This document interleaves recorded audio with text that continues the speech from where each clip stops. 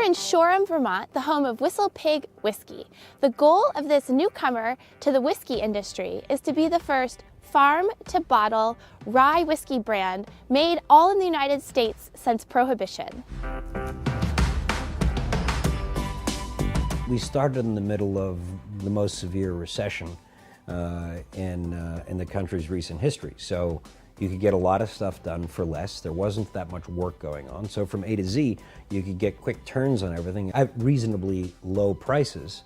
If you look at companies that start in the depths of a recession where resources are tight and you have to make decisions which would result in near-term revenue, you have much stronger companies because they were born in the baptism of fire. Frequently, companies that start in severe recessions tend to be around for a lot longer that start at the frothy tops of booms.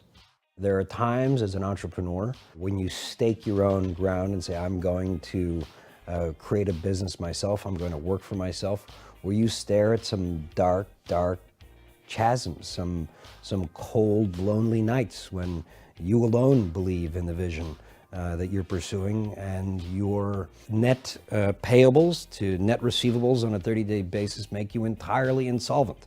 And yet there's something that says, go on, this will work. And I think that's what separates entrepreneurs from others. It's the ability to take risk.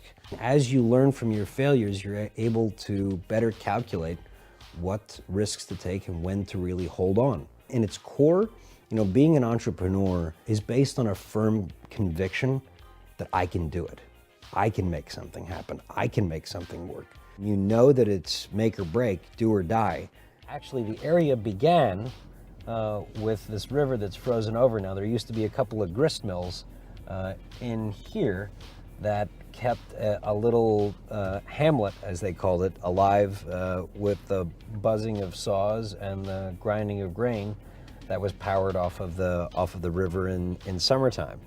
And now we're sort of bringing this area back to life after it was a failed dairy farm in the form of what will hopefully be the country's first and finest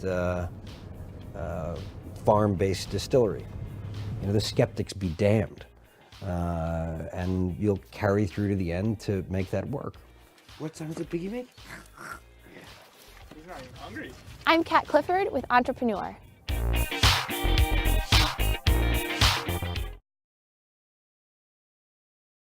We have here, this is just a kind of a basic dental light that basically kind of hovers over every chair, and very important again to creating more high visibility. And the light is very, very bright, so when shined on the patient's mouth, it can illuminate it to a very great factor that we can see things that we wouldn't normally be able to see without.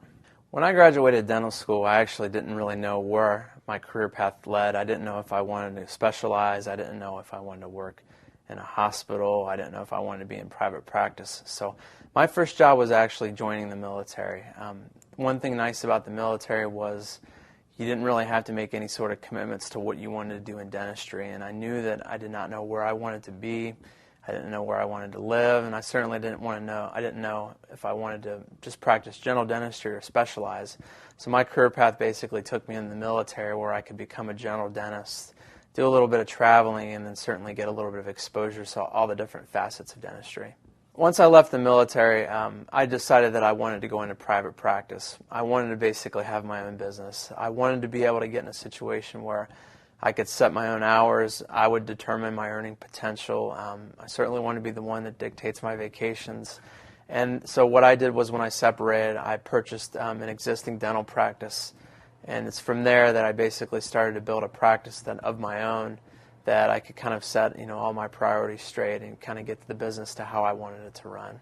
I went and pursued the military because I didn't know exactly where I wanted to practice, and I didn't even know what I wanted to do in dentistry.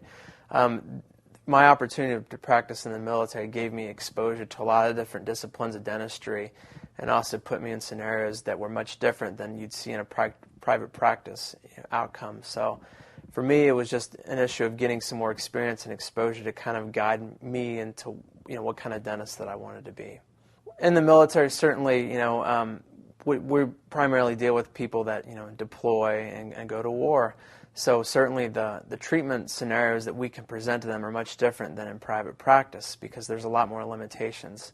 For example, someone who may need something really complicated that's cosmetic, they may not necessarily have time to get something like that because of their availability. Where in private practice, basically the sky's the limit. You can do whatever you want to do or whatever the patient wants to do. So in terms of flexibility, you know, there's a lot less flexibility in the military as far as the treatment options you can present and basically the access and availability to care.